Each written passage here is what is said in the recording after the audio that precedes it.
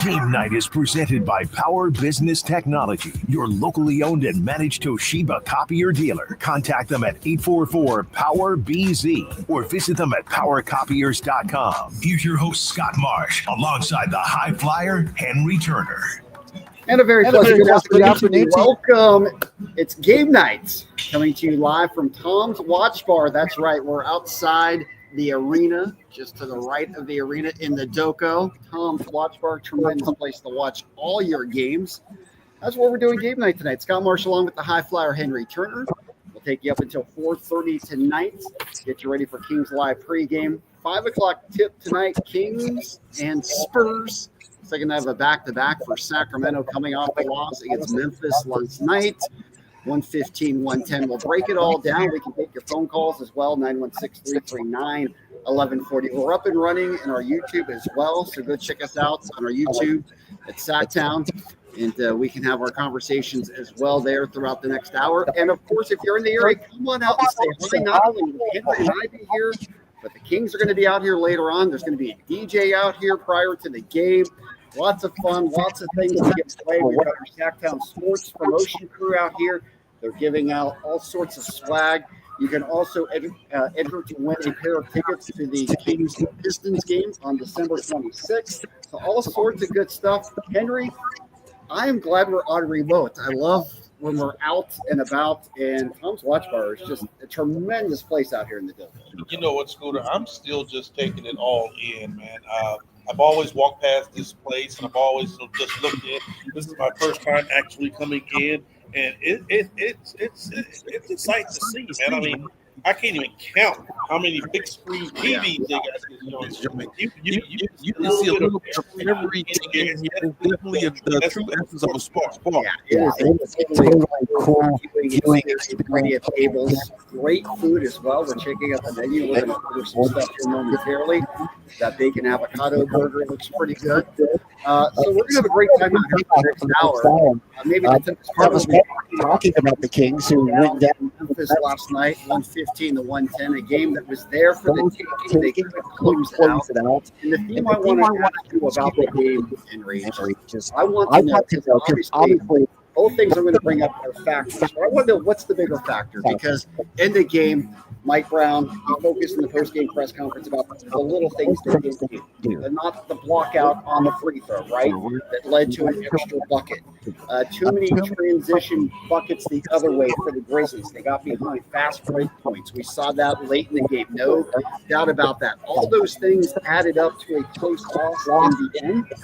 But the overriding issue was, again, they were 8 of 35 from distance in the game. They shot 23%. So as you're breaking it down, is it the little things that made the difference, or is it just, come on, if you're going to only make 8 of 35 three-point shots, you're not going to win regardless. Let me tell you what made the difference. Yep. And I sat there and I watched that total game. Here's the difference. Kevin Hurt, 6 points. Yep. Isaac Jones, 9 points. That's all you got off your bench. Go down Memphis. Memphis got 18, 15, 11, 4, 12. Your bench is getting just straight obliterated out there on the floor. It's not happening. You know, your starting five are still pretty much doing what they need to do out there, even though De'Aaron didn't shoot the ball at a Herculean rate. I mean, he really struggled from the three-point line. Yeah.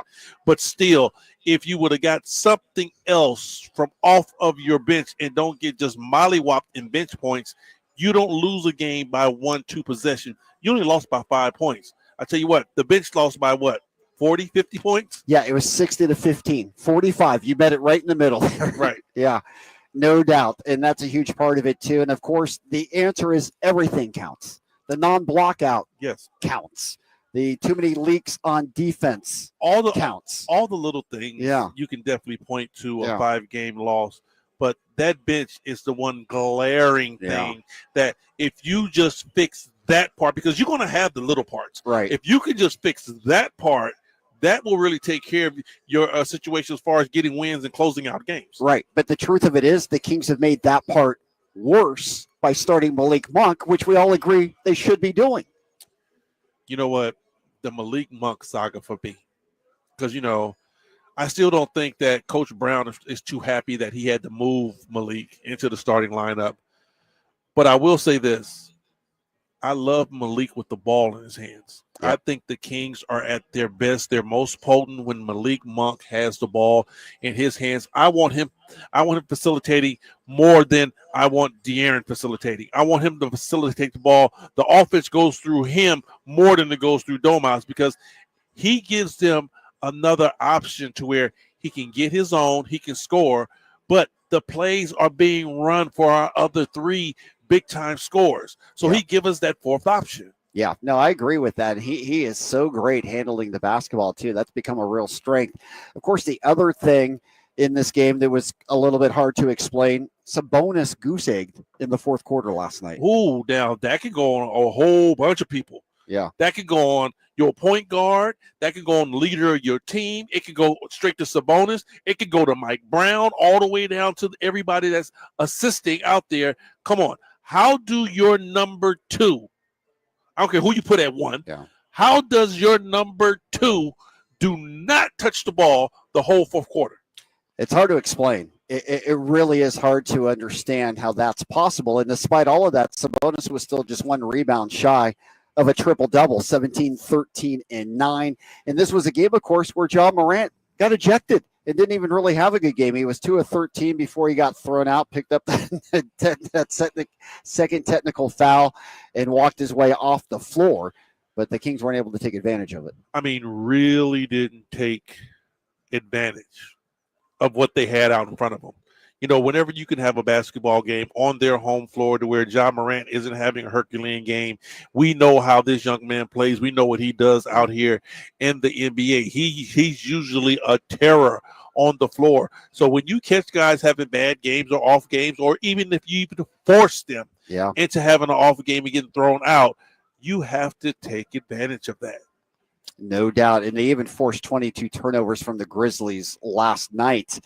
But again, it wasn't enough. They lose 115 to 110. By the way, John Morant, we were talking about how he's really matured this year after everything that happened last year. What was your take on his technical fouls last night? Well, I will say this. That last foul wasn't a foul. Yeah. I didn't think it was either. I didn't think it was. I mean, I'm not saying that he can go off like that, but I understand the frustration. Yeah. That last foul was not a foul. Yeah, I would agree with you there. But you're right. That Grizzlies bench is deep. They go 10, 11 deep. And obviously Marcus Smart was really good off the bench. Jay Huff was a guy who just really hurt the Kings last night. I mean, did you see the numbers for Jay Huff? Yeah. The dude only played 20-plus odd minutes, but his point differential plus was 30. Plus 30. And, you know, I hate that stat I anyway. know. Yeah. But still, plus 30. Yeah. That means when he was on the floor, they were clicking. Yep. They were definitely clicking, and, you know, they got after it. And the Kings certainly had their moments where they made some nice runs. And, I mean, the Kings were competitive last night. I mean, you cannot fault the effort in that game. It was not a poor effort by the Kings by any stretch. But I think, you know, what we're seeing again is the Kings team, unless they play an A game or near a perfect game, when they go up against teams that are deep and good, their margin for error is just so small. I will agree with you on that. But we're not even talking about, you know, being competitive. Yeah. You know, with that starting five, the Kings better be competitive with every team in the NBA. Yeah. You know, that's a very good starting five.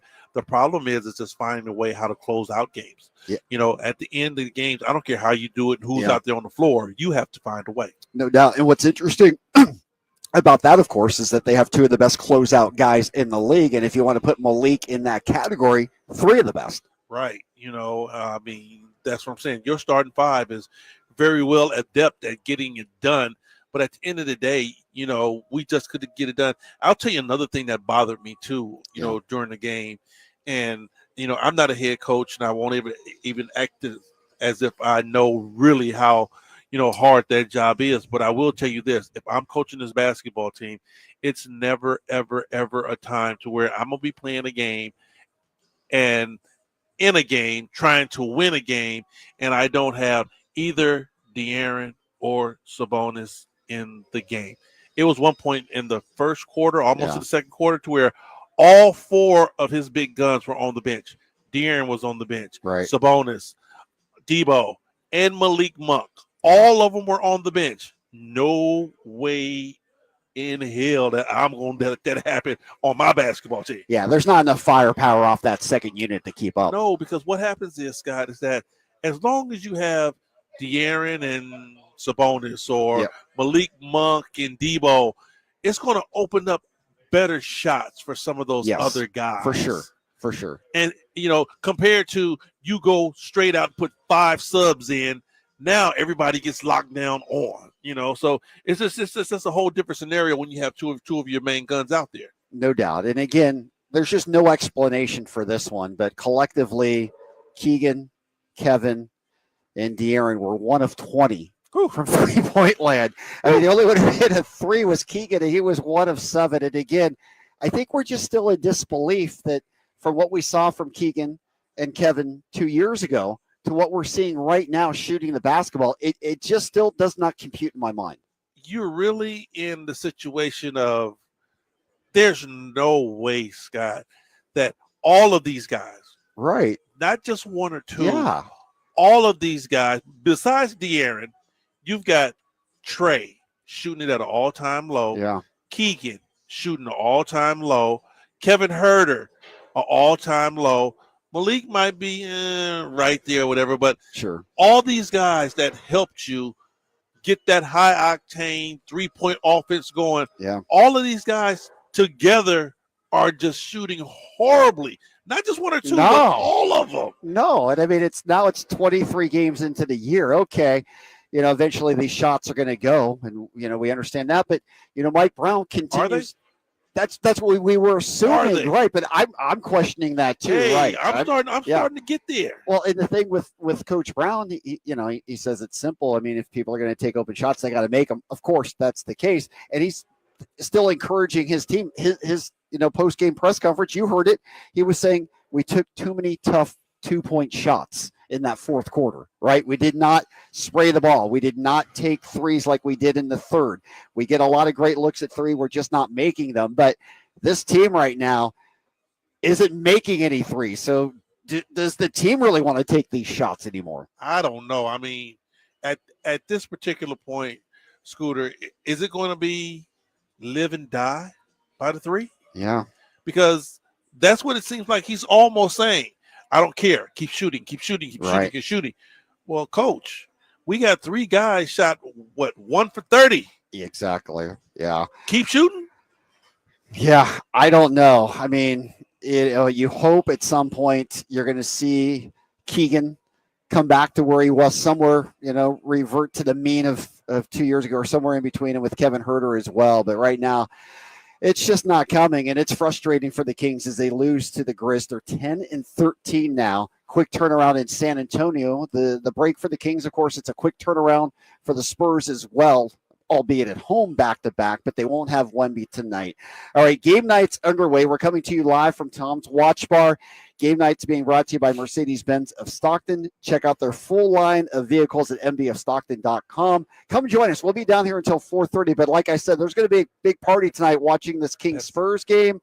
There'll be lots of stuff to give away. DJ out here, our Sacktown Sports Promotion team's out here. Come by and say hi. Have a great time out here on a beautiful Friday down in the Doka. The sun is out. We're basking in it here. Game night, Sacktown Sports 1140. All right, we are live on YouTube. Can you guys hear me? Oh, they can't hear me, guys, on YouTube. All right, I have to hold down this button to make sure that you guys can hear me. We're live on YouTube. You guys can keep talking. We are still live on YouTube. We are. Yeah, okay. We are. But okay, as long as we're not going out on the air, then we're good. Yep, we are all good. All right. All right, Anthony, how are you, buddy? I'm doing great. Honestly, good. Got in here. Jay helped me out, set up the remote camera. I'm excited for a hopeful Sacramento win against San Antonio Spurs. All right. So what do we got going on in the chat room? I just turned it on in there. Anything?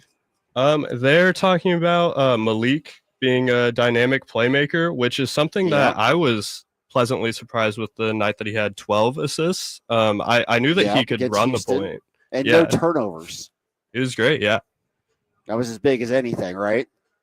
Yeah, it was amazing watching him be able to run the point and just play make like that. It was great. I love his little 2-man game that he runs with Sabonis. I know Henry talks about it a lot.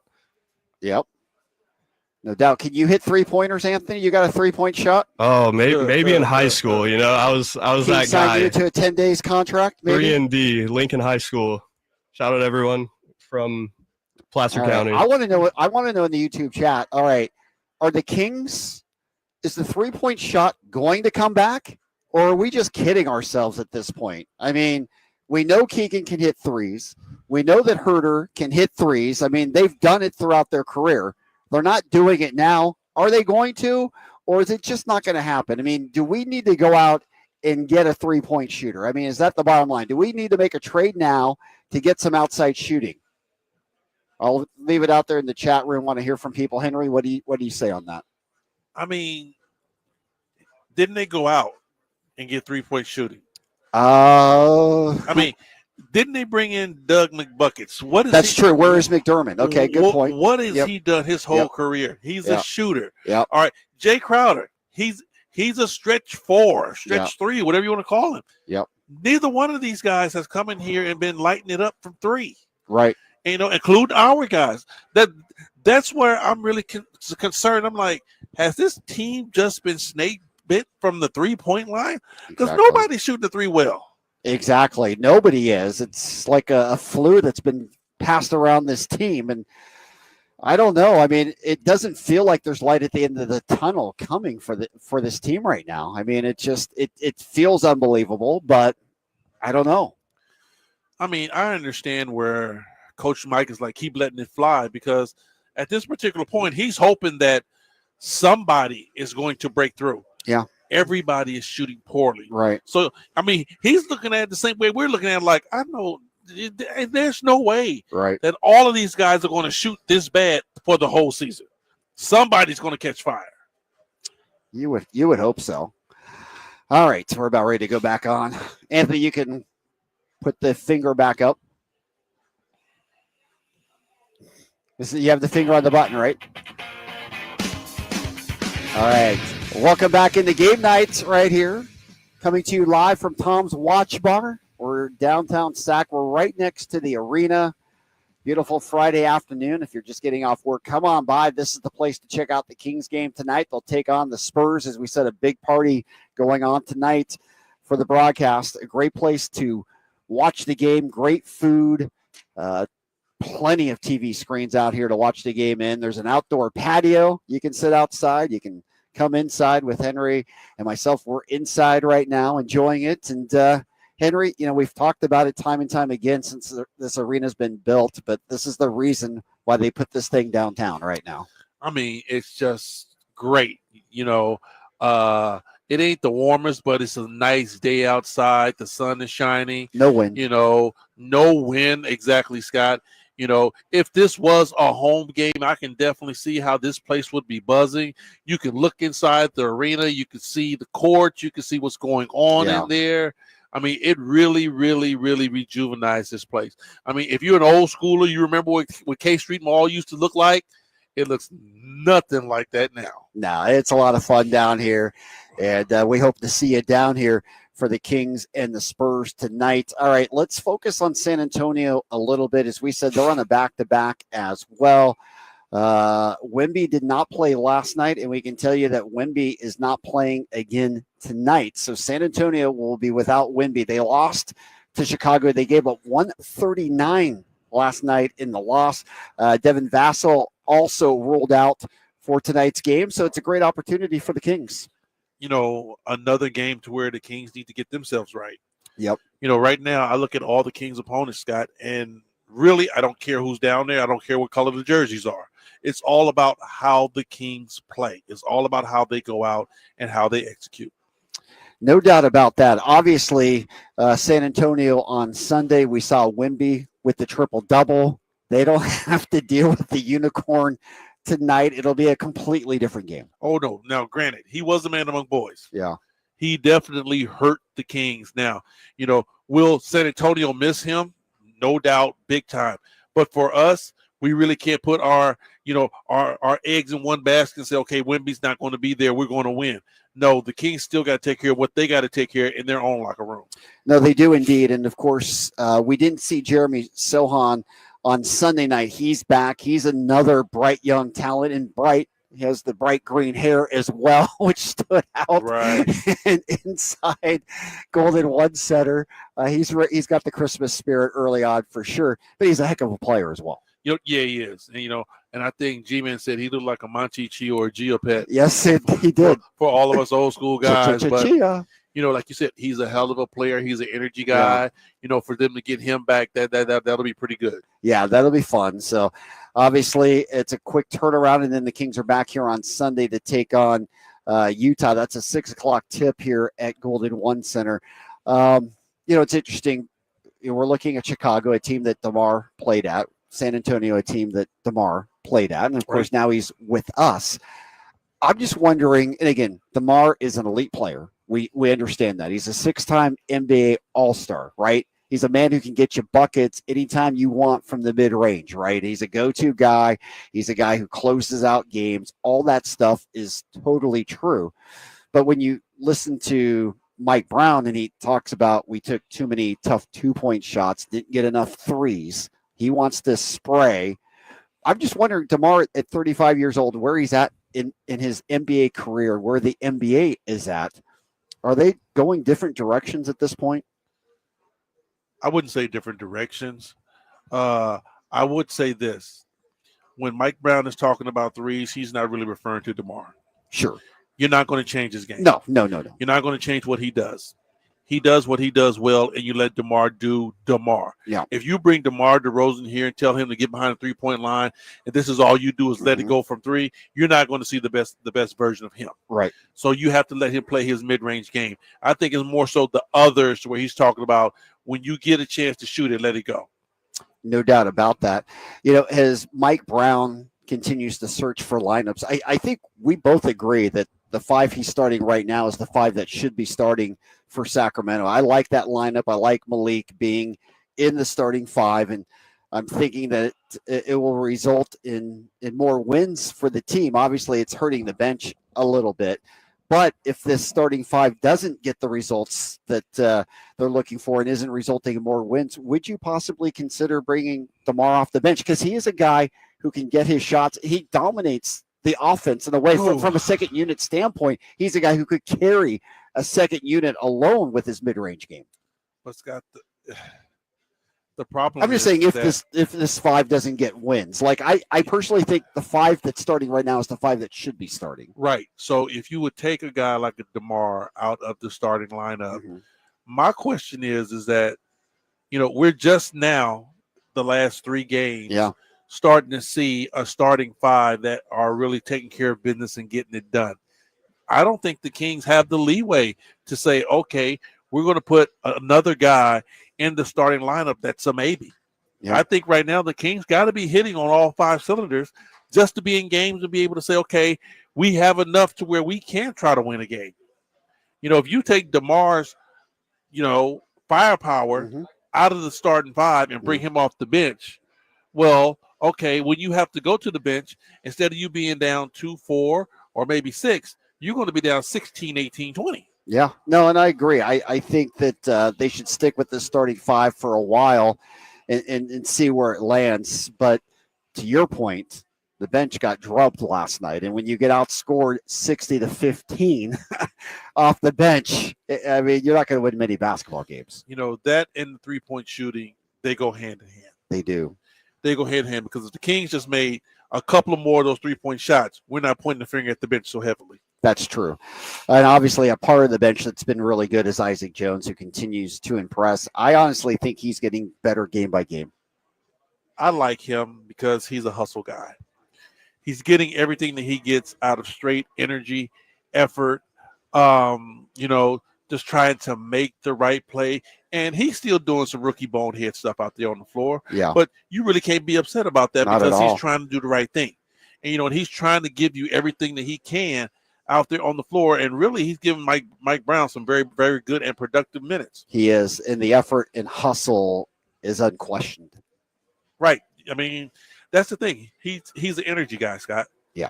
You know, he's a guy that has a big high motor, so you're not really questioning what he brings you out there on the floor, and he's going to give you that until he fouls out. I like that about him. Yeah, I do too. So that's been a bright spot for sure. Keon Ellis has been buried a little bit on the bench the last couple of games, and again, Mike's searching, and Keon will get his moments. He did have that one breakout 3-point game where he went crazy with those 9 threes, but it's not like he's the answer from behind the 3-point line. Now, I will say this, though, Scooter, too.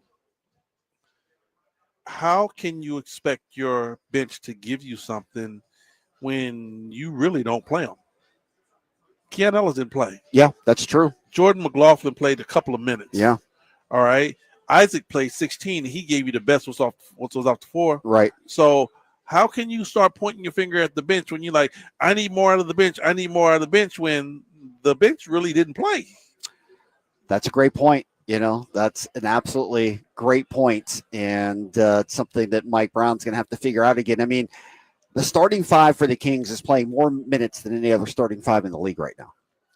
Yeah, because he's really trying to win. I understand that. You put your best players in, you let your best players play because you're trying to win basketball games. But you're going to need some help. Yeah. So it's going to be a fine line in Mike trying to win games and then trying to integrate this bench that he needs so desperately in order to win. Yeah.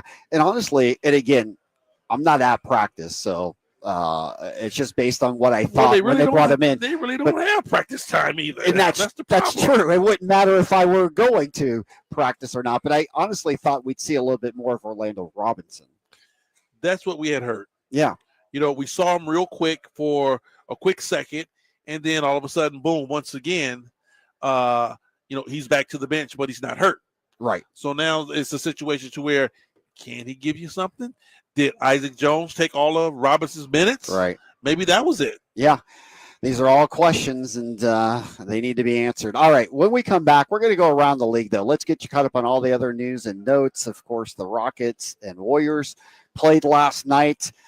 Big win for the Warriors. No Curry, no Draymond Green. They got the job done against Houston. Ime Udoka was not happy afterwards. We know he wasn't happy here on Tuesday in Sacramento. He's going to be light in the pocket. He is $50K. That check is coming out. All right, we'll get into all of that. And, of course, we'll focus in Kings and Spurs tonight as well. It's game night. We're coming to you live from Tom's Watch Bar. Things are just getting started down here. Again, 5:30 tip-off tonight. Big party at Tom's Watch Bar. Kings people are going to be out here. We'll have a DJ out. Our Sacktown Sports Promotions crew is out as well, all taking in the game. Lots of fun giveaways. All sorts of good stuff going on tonight. So come on down. Check out some Kings basketball as they take on the Spurs. This is game night. Sacktown Sports, 1140. I'm going to use the bathroom, Scott. We are back. Nope, we're not. Morning. Otherwise, sun to increasing clouds, highs in the mid-60s, but staying dry. Get the latest forecast on the KCRA News and the KCRA app. At Elk Grove Honda, our recipe for happy home.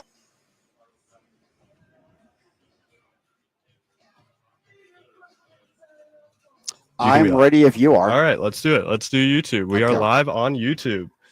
All right, what do you got to say, Anthony? I think I've been thinking about this a lot since Keon has gotten out, and I know that a lot of people have a lot to say about it. But I have been thinking about the fine line between accountability and you're playing your starters way too much, because I like that Mike Brown's holding the team accountable. They could be playing way better. But a big thing for me is we need someone like Keon. Like, there was a time in the last game where Keegan had an insane play where he turned the ball over on a fast break. He didn't give full effort, and Mike Brown clearly got mad at it, and that's when Keon came in for the first time. But and that's good to keep these kids accountable. I say kids, they're all my age. But the young people accountable. You're a kid. Yes, I'm there. But there is a fine line when you're playing your starters the most that any team in the NBA is playing their starters. And it's a very interesting thing to look at, because it's something that happened in New York as well. And it didn't work out very well for them when they did it in 2022. I want to say is the year they missed the playoffs. Yeah.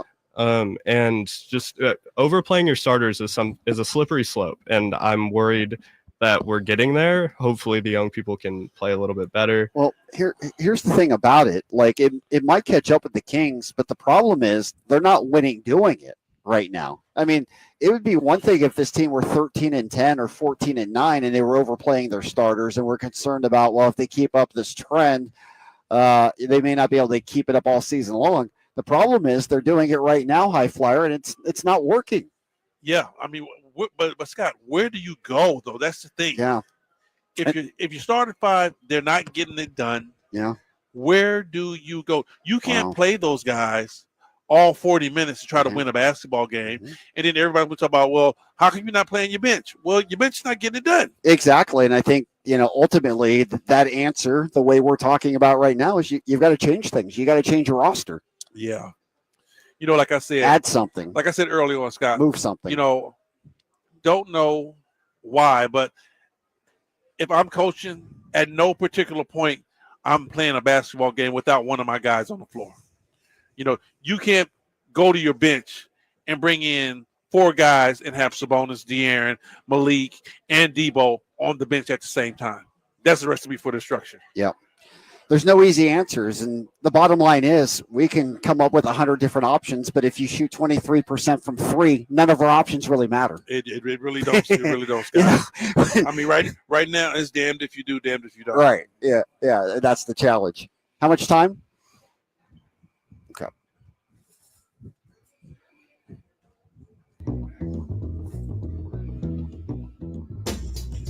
Welcome back into game night right here, Sacktown Sports 1140. We're coming to you live from Tom's Watch Bar. What an awesome location. We are happy to be here. We'll be doing some more game nights throughout the year here. Nice, High Flyer. nice. It's the place to be. And, of course, they'll have all the games on tonight. You can watch the Kings here, of course, but there's other games that you might want to watch. They'll flip the screen to that if you want to see that. So you've got some college football as well. You won't miss anything here tonight. You got some NFL out there. I mean, a little bit of everything, Sports Center, the whole shot. You name it. And we're going to have Will on, who runs this place momentarily. We'll get his thoughts on running this place. We're down here next to the arena. Come join us. We'll be here till 4:30 today. Kings Live pregame. Henry, I know you're going to be heading back to the studios tonight for the broadcast itself. I'm going to stick around here for a little bit and hang out and have some fun. And I know we're going to have some good food as well. So that'll all be good. But let's go around the league right now, get caught up on some of the other stories and things going on. And as I said, last night was a marquee game with Houston in Golden State. The Warriors playing without Curry, playing without Draymond Green, and they got a signature win last night. No other way to put it together. They won 99-93. Jonathan Kuminga had 33 off the bench last night. He was dominant. You saw how thrilled Green and Curry, they got off the bench to high-five him and pound chests, and the Warriors are getting it done. That's what you want to see as a basketball team. Your alpha and omega is out for your team, and your guys are still good enough to rally together to come out and win a basketball game against a quality basketball team. Don't get it twisted. Just because we beat the Rockets and they lost to Golden State doesn't mean the Rockets aren't a good basketball team. They are a very good club. Yeah, no doubt about it. And it was interesting listening to Ime Udoka after the game last night. He basically said his team was soft. They didn't finish the game.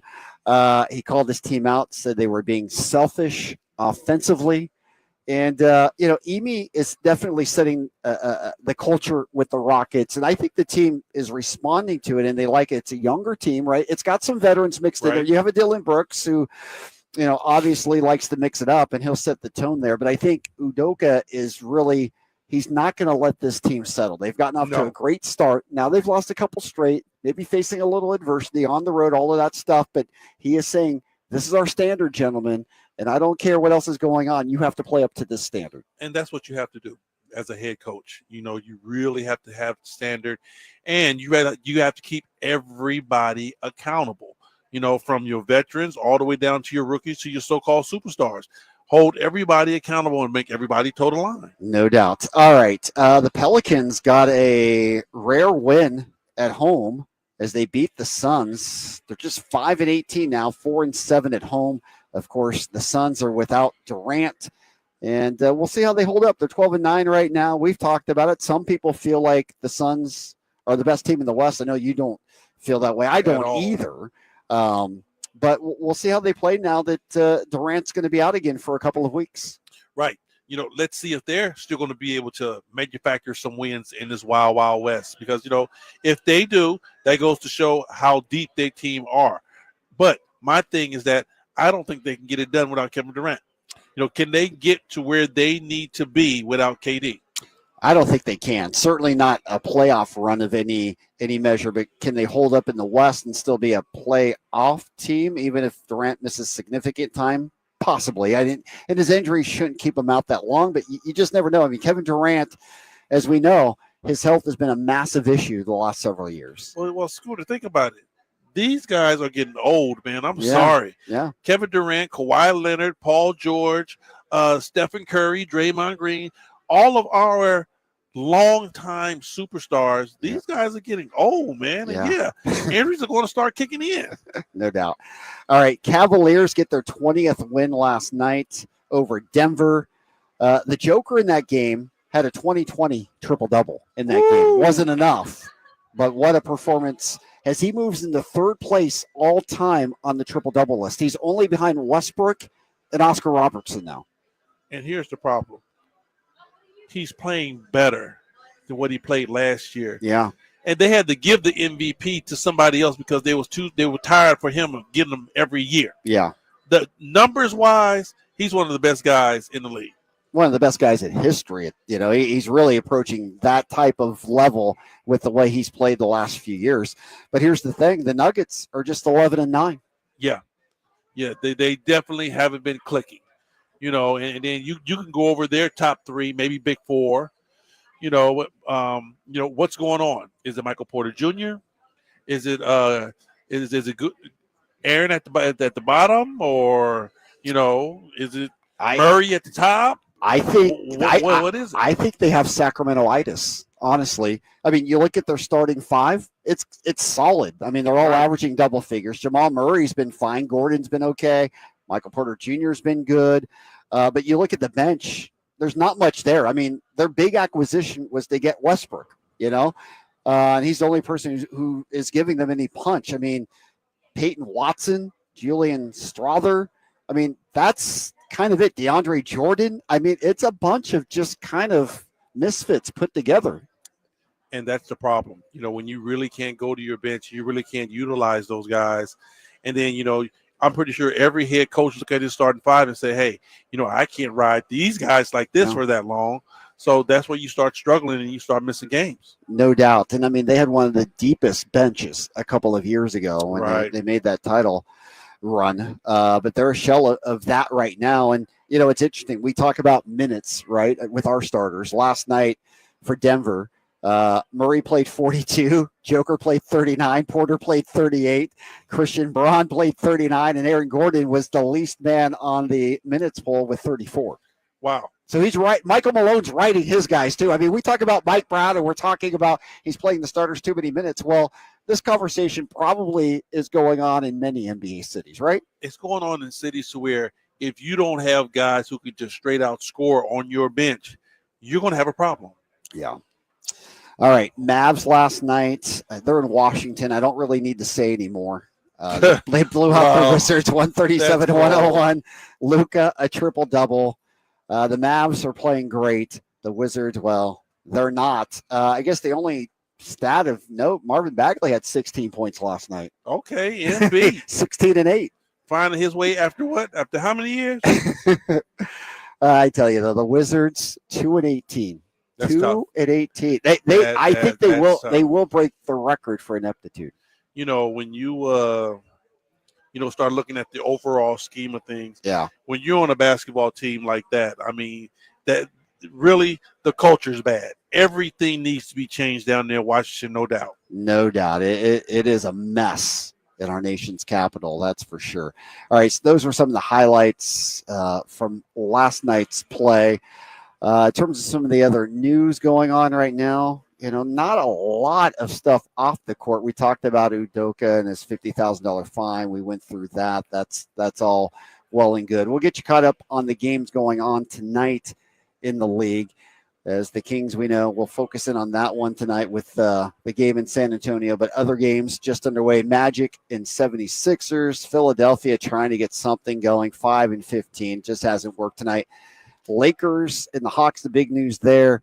LeBron not expected to play in that one. We'll see if he actually does suit up or not.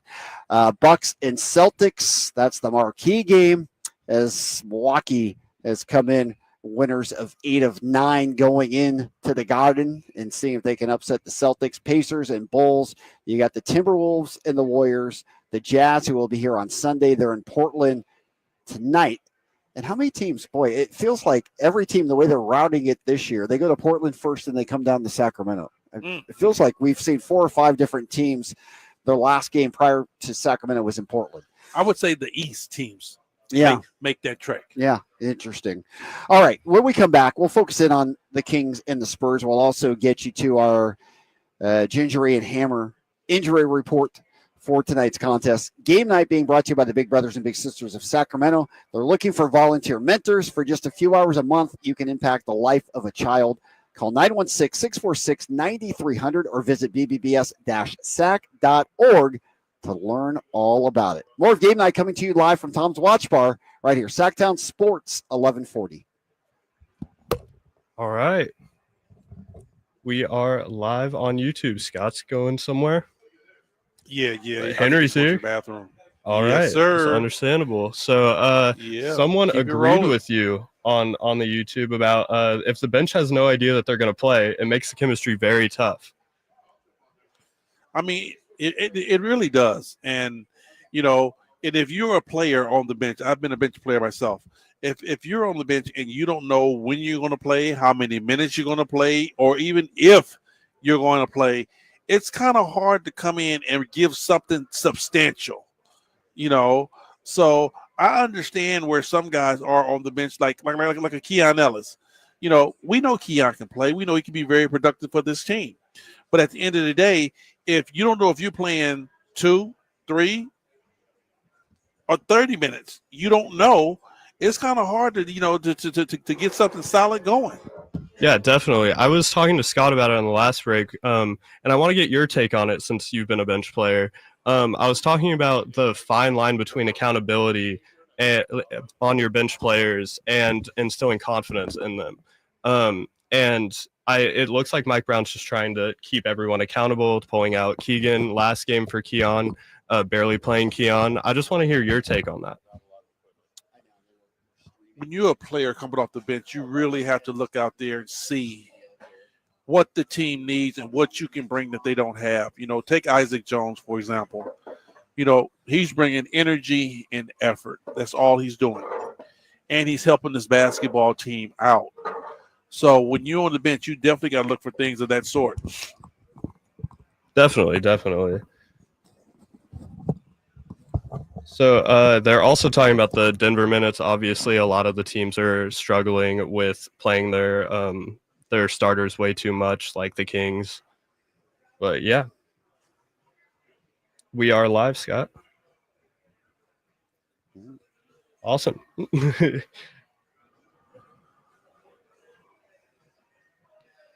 Can you guys can hear me? We got you. Okay, awesome. So there's also in the chat, there's some people talking about the Spurs targeting Sabonis for fouls. That really made the stretches late in the game awful during the last game. I totally agree. You think so? Yeah, it was tough, especially that was the game where they got into the bonus super early, or was that the yeah? So as soon as Sabonis got into that was foul the San trouble, Antonio game. Yeah.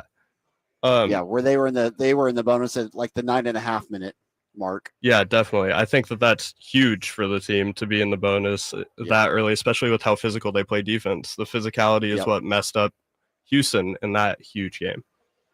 Yeah. Well, here's the problem with that. If you are playing the Sacramento Kings and you look at our bench, you see we're already short. But where is the one position to where we really don't have a sub for? That's exactly Sabonis. That's exactly who you run at right there. Absolutely. New pregame location? No, they're just at a watch party at Tom's Watch Bar. But we will be out here more often, and I've got Will, man. He runs awesome. Having me. Hello. Yep. He's with Hello, us. hello. And we'll be back on air in about 15 seconds. All right, sounds good. So we do our YouTube chat during the breaks, so it's commercial over the air on the station, and in our YouTube, we're just doing extra conversation for all the people who are Oh, that's cool. chiming in. Yeah.